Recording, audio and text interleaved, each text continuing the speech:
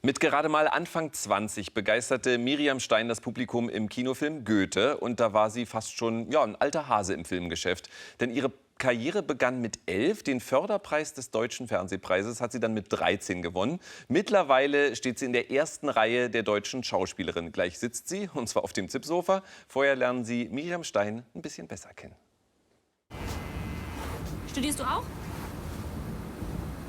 Nein, Was machst du denn? ich bin beim Bund. Ich frage mich, warum er nicht verweigert hat. Man redet über Anwesen nicht in der dritten Person. Jetzt entspann dich mal. Miriam Stein als engagierte Studentin im Film Neue Fahr Süd. Wahrhaftigkeit und natürliche Leichtigkeit verleiht sie ihren Figuren. Warum bist du dann noch hier? Die gebürtige Wienerin liebt es, in vergangene Zeiten einzutauchen. Das hätte man viel früher schon machen sollen. Stimmt. Sehen wir uns nächstes Gern Wochenende. ist sie das Mädchen von nebenan, hat viel Empathie für Menschen, erarbeitet sich deren Charaktere. Das zeigt sie schon mit 11 Jahren erstmals vor der Kamera. Für das Flüchtlingsmädchen Neda bekommt sie den Fernsehpreis. Talent scheint ihr in die Wiege gelegt worden zu sein. Ihre Mutter ist Theaterregisseurin. Ihr Vater, der Moderator Max Mohr, hat im Flüchtlingsfilm einen kurzen Auftritt. Oder Cola? Guten Tag. Und wer bist du? Das ist Neda, sie spricht kein Deutsch. Ah, du parles français. Verführerisch und keck, hier im Film Hin und Weg. Na, auf keinen Fall. Darf ich mal anfassen? Ja, klar.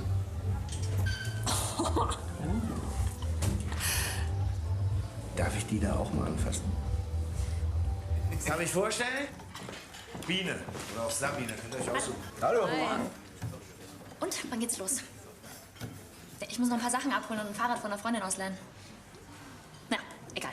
Ich beeile mich einfach. Ein Höhepunkt ihres Schaffens ist die Rolle der Charlotte im Kriegsdrama Unsere Mütter, unsere Väter. Beeindruckend spielt sie die Wandlung vom naiven Mädchen zur vom Krieg erschütterten jungen Wir waren Frau. alle im selben Viertel aufgewachsen und kannten uns, seit wir Kinder waren.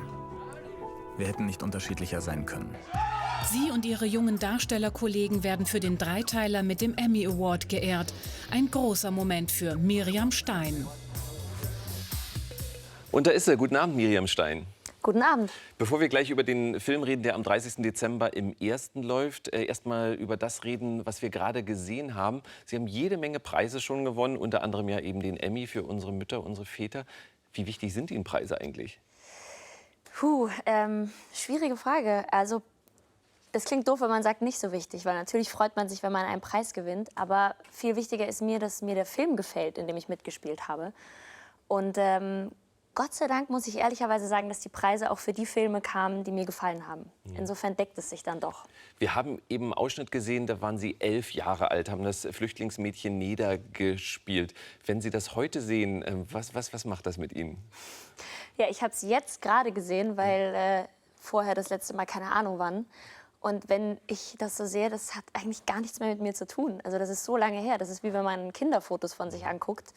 Und dann ist es noch eine Rolle gewesen. Also Können Sie sich gut daran erinnern noch, wie das war? an die Zeit, also schon an die Dreharbeiten, an Peter Reichenbach, den Regisseur, mit dem ich bis heute befreundet bin, würde ich mal sagen, auch wenn man sich selten sieht.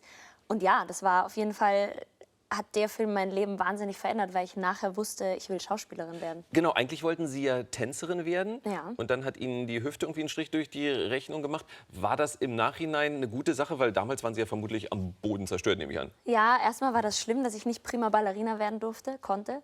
Aber im Nachhinein gesehen genau richtig. Also ich bin sehr froh, dass ich jetzt nicht diesen klassischen Entengang habe, den klassische Tänzerinnen so an sich haben. Ja, doch, das war gut. Sie spielen oft in Filmen mit geschichtlichem Hintergrund. Wie sehr sind Sie eigentlich privat an Geschichte interessiert? Ich bin mehr an der Gegenwart interessiert, muss ich gestehen. Aber zu spielen macht es einfach Spaß. Also in andere Zeiten sich hineinzuversetzen, die Kostüme anziehen zu dürfen. Also ich privat bin so ein Hosen, T-Shirt, einfach veranlagter Mensch. Und dann so tolle Kleider, jetzt Goethe oder auch kleine große Stimme, so, sich so hübsch zu machen als Frau, dieses Weibliche zu betonen und zu unterstreichen, das ist als Abwechslung mal ganz schön. Und lesen Sie sich dann wenigstens für die Filme in diese Zeit ein? Ja, das schon. Meistens, was mich dann meistens interessiert, ist, wie war es für die Frauen in der Zeit, weil da einfach viel passiert ist. Also 19. Jahrhundert, 50er Jahre bis heute ist Gott sei Dank einiges passiert. Und da gucke ich mir das immer so an. Sie leben seit mittlerweile 6 Jahren in Berlin. Was fehlt Ihnen als Wienerin in Berlin? Die Berge, der Wiener Schnee, der gute Kaffee, die Sprache. Ja, schon einiges. Die Sachertorte. Aber Berlin ist auch schön. Berlin ist wahnsinnig grün. Also immer wenn ich in Wien bin, merke ich, dann fehlen mir die breiten Straßen, die Alleen, die Parks. Aber Sie leben in der Nähe Ihres Vaters Max Mohr. Sie sind beide wahrscheinlich total viel beschäftigt. Ja. Wie häufig sehen Sie sich? Selten, aber ich kann ohne zu lügen sagen, dass ich gestern da war. Und das will was heißen, weil es klappt selten, dass wir uns sehen. Und jetzt sitzen wir hier zusammen 2 Tage vor Weihnachten. Wie werden Sie Weihnachten feiern? Mit der Familie von meinem Freund in den Bergen, ganz gemütlich. Ach, deswegen haben Sie auch Wanderschuhe an, weil es in die Deswegen- Berge geht. Ja. Ich habe tatsächlich, als ich aus dem Haus bin, so, oh Scheiße, ich packe noch schöne Schuhe ein. Nein, dann muss ich die ja überall hin mitschleppen. Insofern, ja. Die hatte ich gestern auf dem Bauernhof von meinem Vater an und morgen werde ich sie in den Bergen anhaben und auch heute hier auf ihrer Couch. Also Perfekt. Allround-Schuhe. Und nach Weihnachten am 30. Dezember sehen wir sie im ersten als Elsa Brandl in Kleine, große Stimme. Das uneheliche Kind eines schwarzen GI und einer Österreicherin möchte zu den Wiener Sängerknaben. Da gucken wir uns dann doch mal ein paar Ausschnitte an. Ich finde dich nicht auf meiner Liste. Hast du deine Anmeldebestätigung dabei? Nein. Wo sind denn deine Eltern, Benedikt? Warten die draußen? Sie finden wie immer sicher den geeigneten Ton. Ja, bitte. Ja. Aber ich kann nichts zahlen. Wie meinst du das? Fürs Schlafen und fürs Essen. Das musst du nicht. Gleiches Licht, das sollte jetzt längst im Bett sein. Benedikt, dein Einstandsgeschenk. Ich geb's in deinen Spind, ja? Verzeihung, ich wollte Sie nicht stören. Haben Sie. Nein, Herr Goldberg.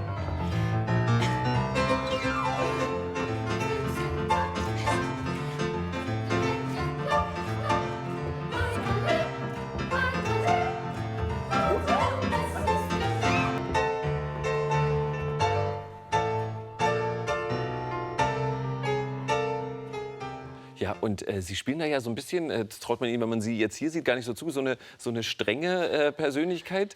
War das schwierig oder hat das besonders viel Spaß gemacht? Das hat besonders viel Spaß gemacht, so ein bisschen streng zu sein zu diesen Kindern. Ja, da entdeckt man die dunkle Seite an sich, ja. Und dann durften Sie so ein bisschen wienerisch reden, hat man ja rausgehört. Und Sie haben ja auch in Wien gedreht. Wie schön war das, wieder in der Heimatstadt zu sein? Das war toll. Ich war also der Dreh war, glaube ich, nur 1 Monat, aber ich habe dann noch einen Monat dran gehängt und habe in einer Wohnung in Wien gewohnt und habe das so ein bisschen genossen, zu Hause zu sein, ja. Haben Sie denn während des Drehs auch dann immer abends richtig gefeiert mit Familie und Freunden, wenn man dann schon so nah bei denen ist jetzt wieder? Ja, schon. Ich habe das ausgenutzt, viele Freunde zu treffen, ja.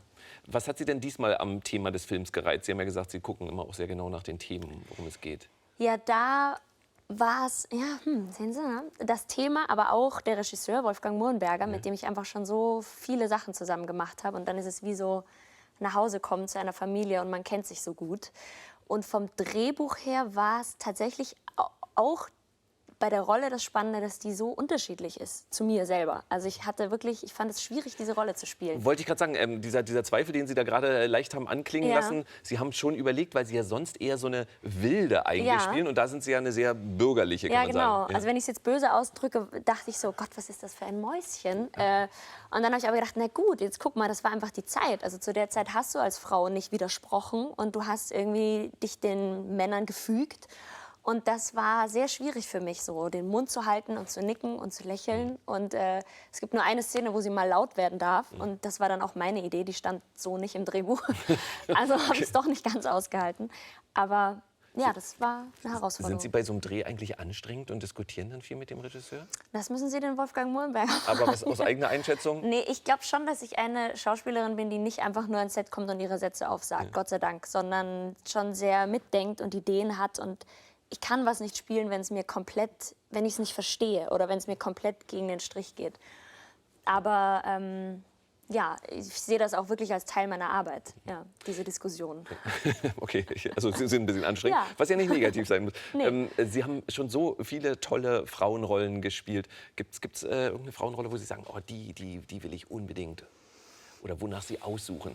Also jetzt haben wir es gemerkt, Sie spielen eine wilde, Sie spielen mal eine ruhigere. Ich würde gerne mal eine Mörderin oder so spielen, also was Okay. Böses. Also das kriegt man ja als Frau selten. Man ist ja immer das Nette, Liebliche, gerade wenn man noch jung ist. Und vielleicht kommt das ja dann mit dem Älterwerden, dass man irgendwie eine böse, gerade im Österreichischen geht das ja ganz gut, so fluchen und irgendwie dreckig, böse sein. Wenn man Artikel über Sie liest, dann liest man oft, die ist, wenn sie einem gegenüber sitzt, so das liebe Mädchen von nebenan. Stört Sie das eigentlich? Also, Nee, das stört mich nicht, weil ich glaube, die mich kennen, wissen, dass das nicht unbedingt so ist. Aber ich finde es gut, dass man nicht, also das Mädchen von nebenan klingt immer so wie so ein Mäuschen, das den Mund nicht aufmacht. Das bin ich nicht. das aber merkt man so, auch gerade, genau. Ja, aber so dieses, also ich mache mir überhaupt nichts um Star-Rummel, Facebook, Klamotten, keine Ahnung, all das. Also und wenn man dann, das ist ja auch das Mädchen von nebenan, das einfach, ich sehe das als Beruf, der mir Spaß macht und ich habe aber auch noch ein Leben daneben und das mag ich genauso gerne. Am 30. Dezember, das ist Mittwoch, können Sie diese tolle Frau erleben in Kleine, große Stimme im Ersten. Vielen Dank, dass Sie da waren und schon mal schöne Weihnachten und viel Spaß beim Wandern oder was auch immer. Dankeschön. Ja, danke. Ja, wandern statt Skifahren, es gibt ja keinen Schnee, ne?